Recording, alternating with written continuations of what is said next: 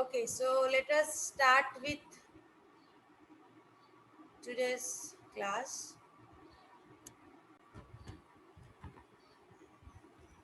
Uh-oh.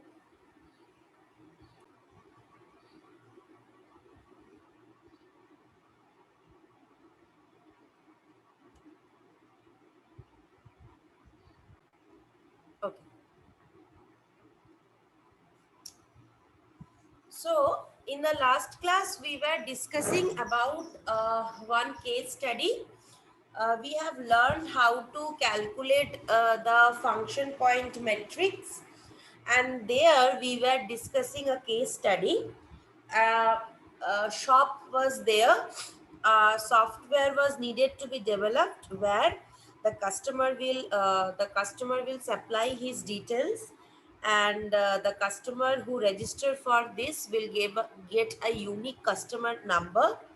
Based on this generated customer number, the clerk will manually prepare the customer identity card, and whenever a customer makes some purchase, after that he will present this identity card during checkout of his purchase, and the value of his purchase is credited against his customer number.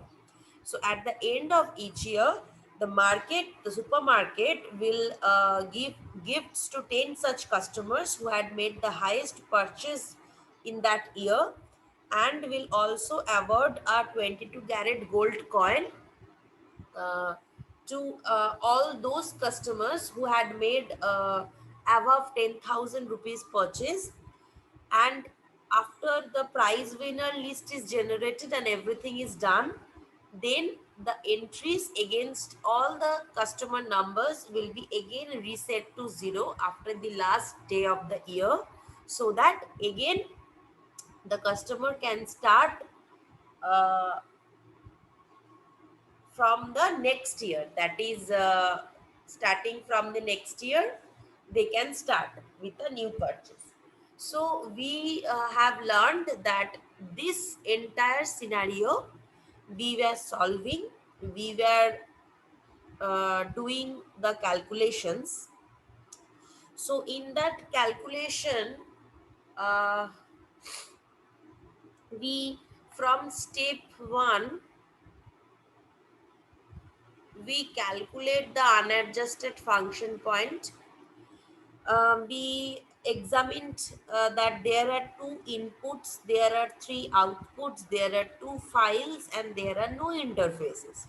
So using the basic equations where number of inputs into 4 plus number of outputs into 5 plus number of inquiries into 4 plus number of files into 10 plus number of interfaces into 10. So using the basic equation which we learn in step 1 of our function point metric calculation, we have come that the UFP value is 47. Now we will go to the step 2. So, in step 2, what we needed to do, we needed to find out the complexities of these parameters. That is, they are of simple, average, complex. What value is this? And accordingly, a value is given to them. So, except the output parameter of the customer registration, in which only output is the CN number. After the customer will register, the output is the unique CN number is generated. So except these, all the parameters are of moderate complexity. They are not very high complexity. Inputting values to a database, then running a query so that it will give me the top 10 highest purchase orders, names, details. From there, they will give me among these top 10 who are the persons who have made above 10,000 rupees purchase. So these things, these all parameters are of moderate complexity. So the complexity of the output parameters of the customer register function, it can be categorized as simple, right? Because just the customer registration process, the output is a customer, unique customer number is generated, and it is automatically generated by the computer itself. So this is a very simple one, and the rest of the parameters or the activities or the functionalities, they are very simple one.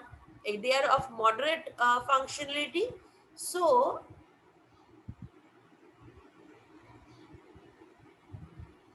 so we will be refining our inputs. How did we refine? This is our input output inquiry uh, files and interface, right? Now this is where we will modify.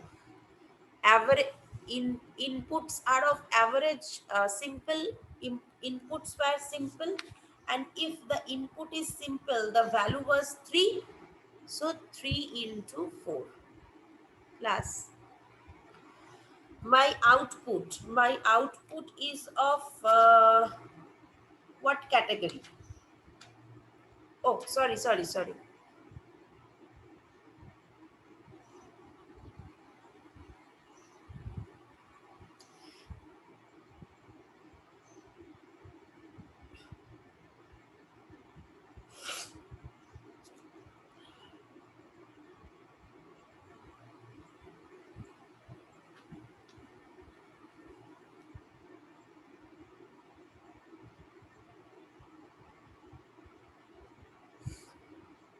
So my input was of simple category, so I am writing is as 3 into 4.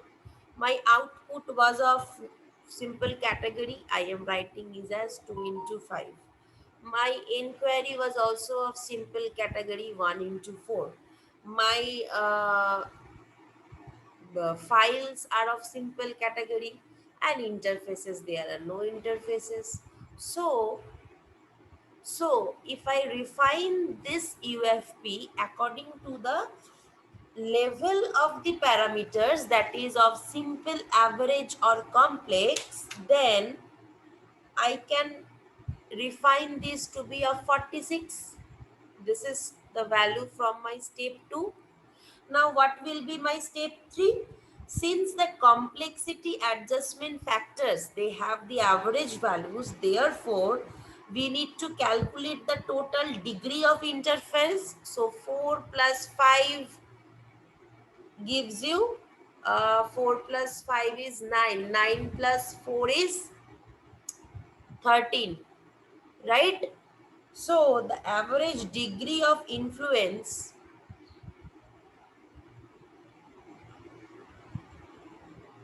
we have 14 parameters, and more or less all the parameters had average degree of influence.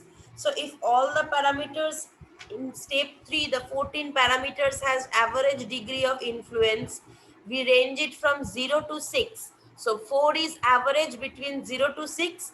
So 14 into 4, which will give me 56. This is the way how we calculate the degree of influence. Then after I calculate the degree of influence, I will get the TCF. That means I will get the technical complexity factor, and the technical complexity factor was 0.65 plus 0.01 into, sorry,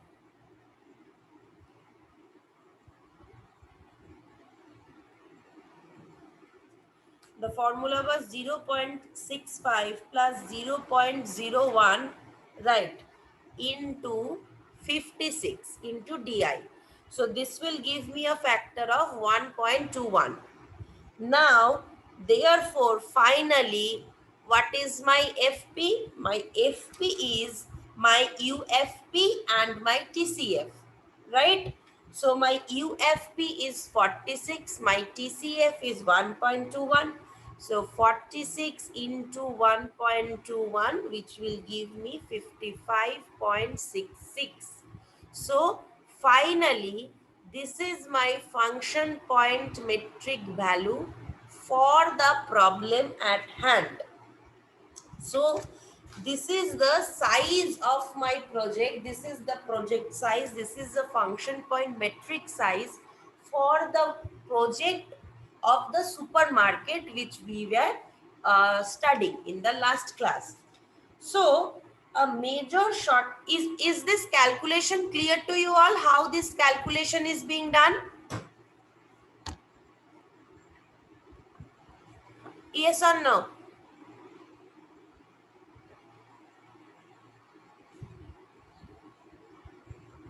Is this calculation clear to you all? These are all the formulas which we have learned in the last class, and using the formulas, using the tables, using the number of parameters, we have calculated all this according to the size of the project which we are talking about in our example. Okay.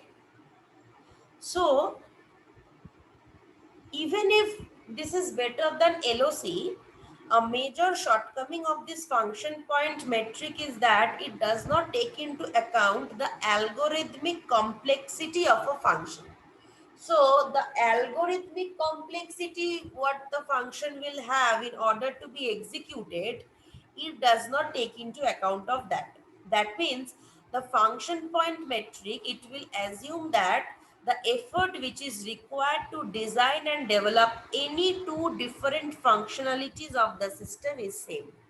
So a functionality which is just to entry something and give you a data, and the functionality where we need to run a if else condition or a for loop condition, some condition checking, even if those different two functionalities require different efforts to be built and executed, but it won't consider that, and it will consider that any two functionalities, different functionalities, they will have the same effort. That means they will require the same effort to design and develop. That means their algorithmic complexity is not taken into account. But we know that it is very much unlikely to be true, because the effort which is required to develop any two functionalities, it will vary. For example, suppose if I am talking about a library automation software, then the create member feature, it will be very much simple. In order, if I compare to the whether to check whether the payment status of the updated payment status of the member. So, updated payment status of the member, or till now the member has paid how much amount. These complexities or functionalities will be definitely a bit difficult to be executed. And whereas just create a member by inputting some details, this is a functionality which will be definitely easier to be developed and created. But if P does not consider the different effort put in making this two different functionality. FP only considers that the number of functions the system supports, and without distinguishing the difficulty level of developing these various functionalities. So, in order to overcome this problem, an extension to the function point metric is developed, which was known as feature point metric. So, the extension which is to this function point metric was developed, which is known as feature point metric.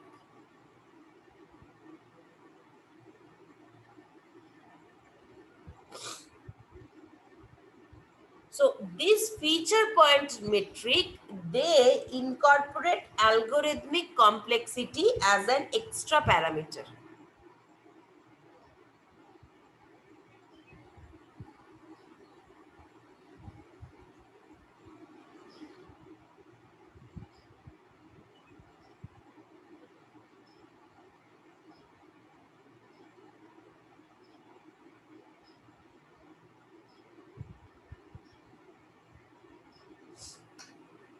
Okay, so this parameter ensures that the computed size using this feature point metric, it will reflect the fact that higher the complexity of a function, greater is the effort required to develop it, and lower the complexity of a function, definitely lower is the effort required to develop it.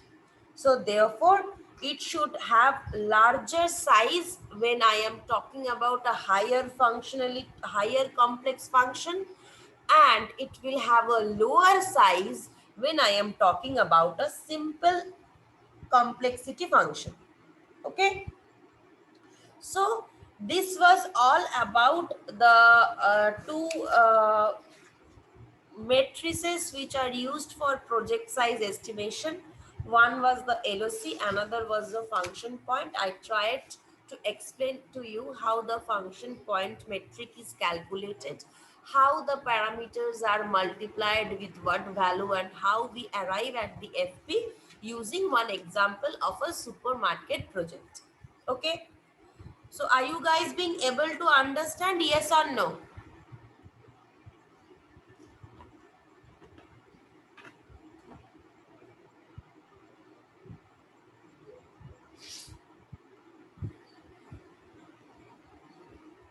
Are you guys understanding? Yes or no?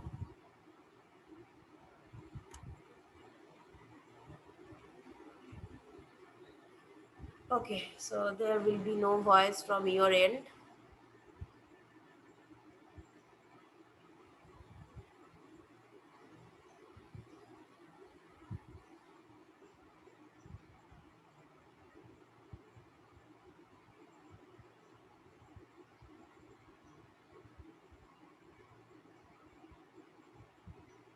So now is project estimation techniques. So estimation of various project parameters, it is an important project planning activity. We have already learned that. So the different parameters of a project that need to be estimated, it includes.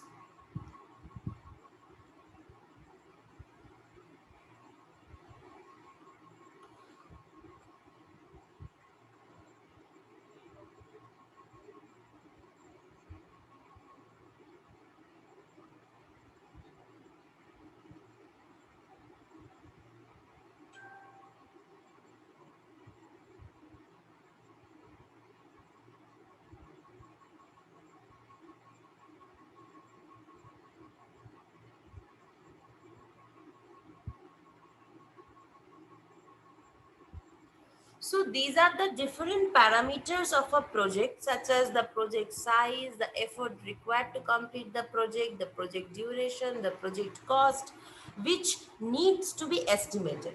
So accurate estimation of these parameters is definitely important, since they will not only uh, help in formulating an appropriate project cost to the customer, like how much project this will take and how much money the company will take from the customer, and also it will form the basis of how this entire resource planning and rescheduling or scheduling of stuff can be done, right?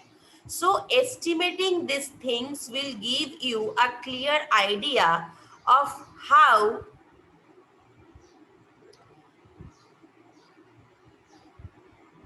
One minute, let me enter somewhere. It will give you a clear idea of how the entire project cost will be there, what will be there, which needs to be floated to the customer, and also how we will plan the resources, how we will schedule our staff. So a large number of estimation techniques have been proposed by the researchers so far, and these estimation techniques, they can be classified into three main categories, three broad categories they can be classified: one, two, and three. First one is empirical estimation technique.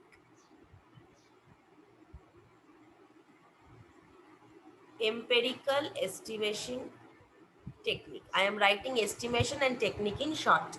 Second one is heuristic techniques.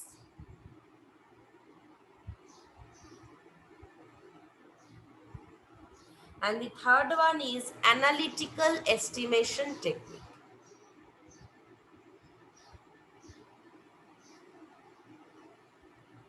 Okay, so this entire project estimation techniques, they are broadly classified into three main categories. One is empirical estimation technique, another is heuristic techniques, another is analytical estimation techniques. Fine. So in the following subsections, we will be studying about these different categories of estimation techniques which we have just learned. Three categories. Okay. First one is the empirical estimation techniques.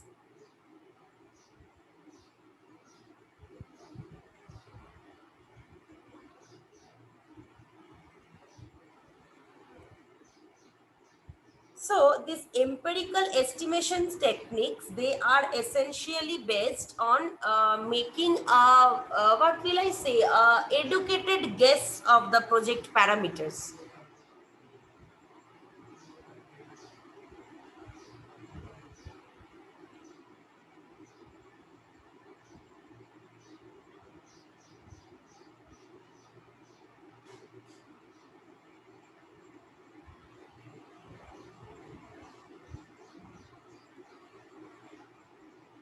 Okay.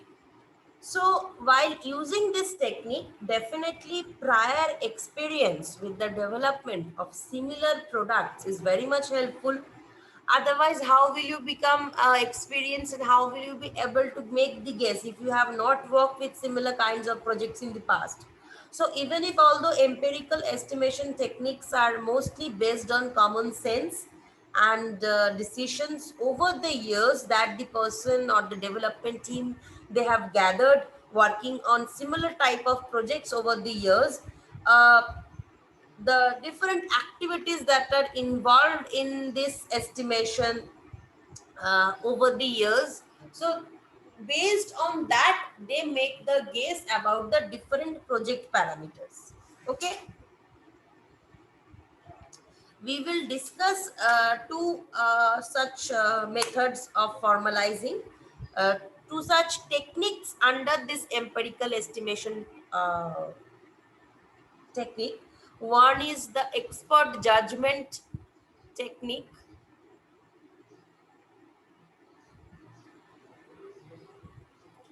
and another is the Delphi technique.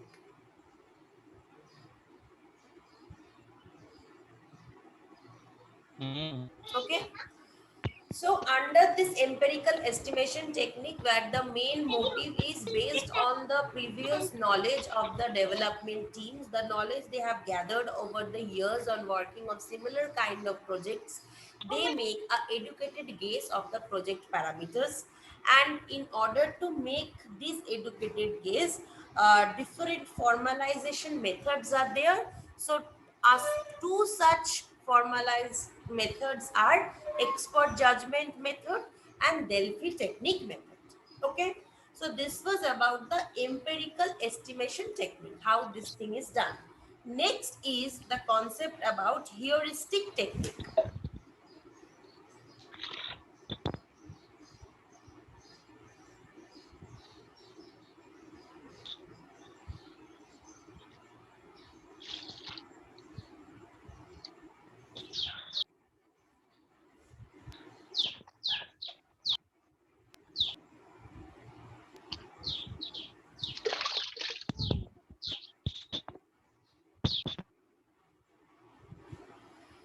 So, in heuristic techniques, what happens is they assume that the relationship that exists among the different project parameters that can be modeled using some suitable mathematical expression.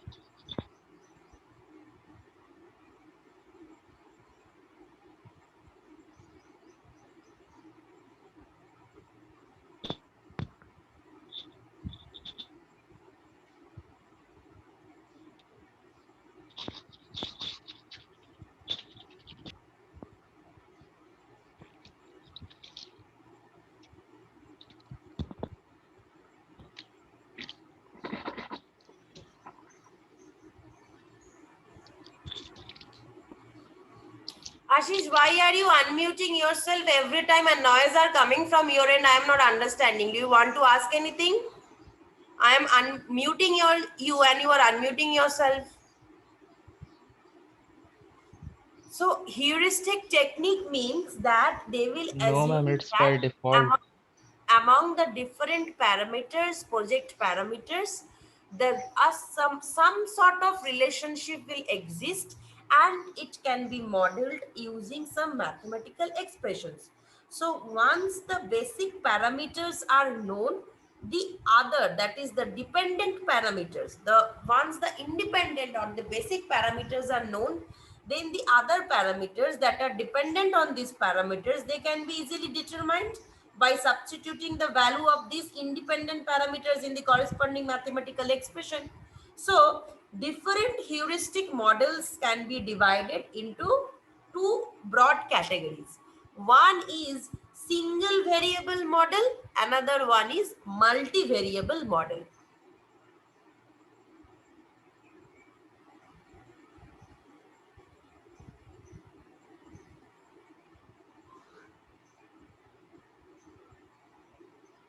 So our entire model, I am dividing into two broad categories. One is single variable model and another one is multivariable model. Now, this single variable estimation model, they assume that the various project characteristics, they can be predicted based on a single previously estimated basic characteristics of the software. So it works on the concept that the various project characteristics, they can be predicted based on a single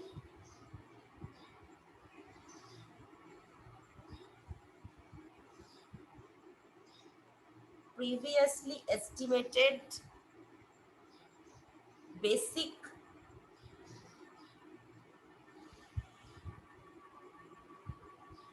characteristic of the software. So one of the basic characteristics of any software is size, right? And the single variable model, they assume that the relationship between a parameter to be estimated and the corresponding independent or the basic parameter that can be characterized, they can be written in an expression which is of the form C1 into e to the power d1. This is the estimated parameter. This is the mathematical formula using which it assumes that the parameters can be estimated.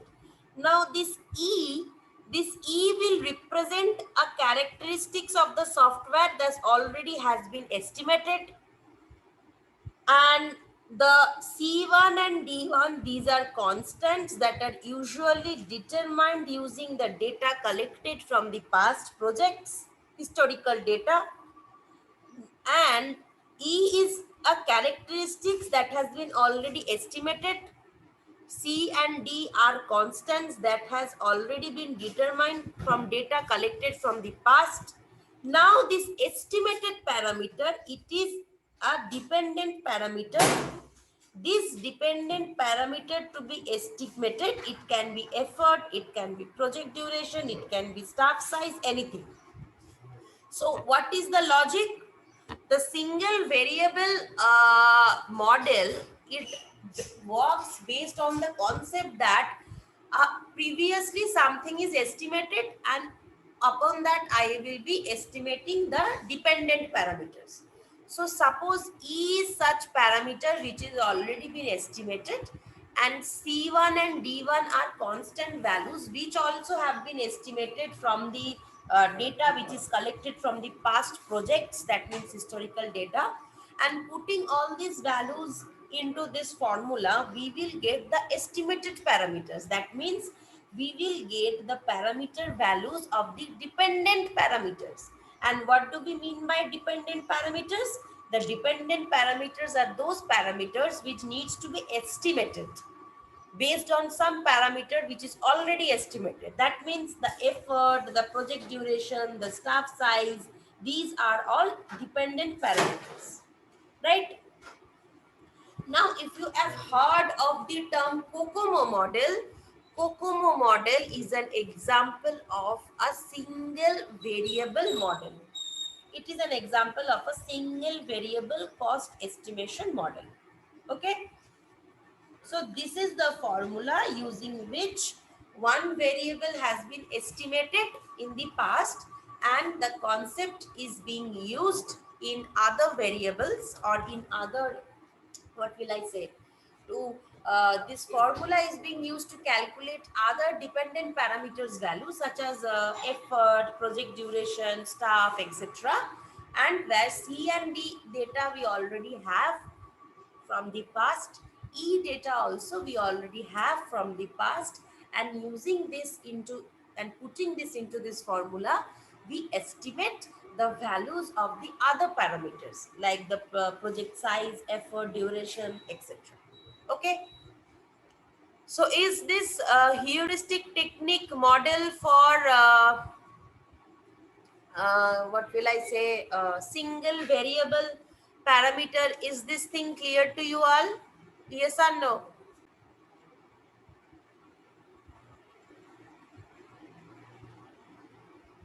Yes, ma'am. Is this thing clear to you? How using the formula the parameters are calculated? Yes, सब ma'am. गूंगे हो जाते हो क्या?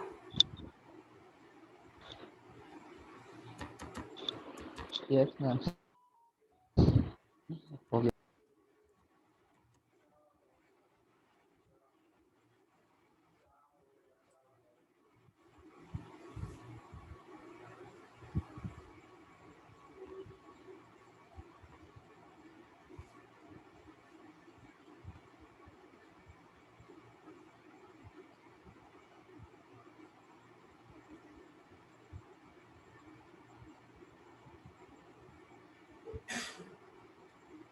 लो mark your attendance जिसके लिए बस आते हो, अदरवाइज इंटरैक्टिव तो करना है नहीं तुम लोगों को. लो mark your attendance.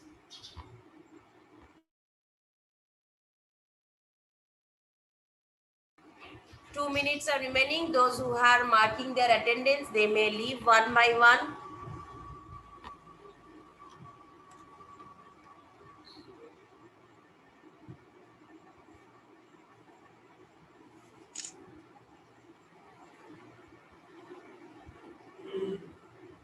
So after marking your attendance, you may leave.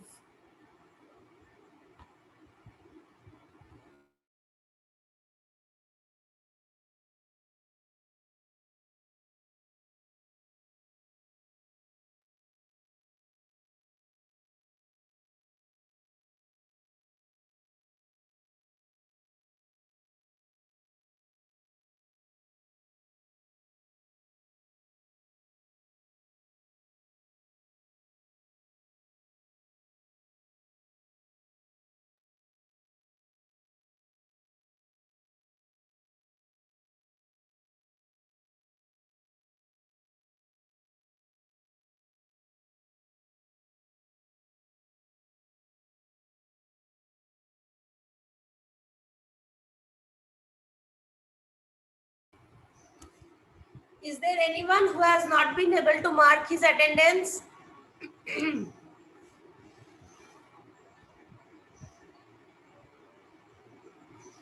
Is there anyone who has not been able to mark his or her attendance?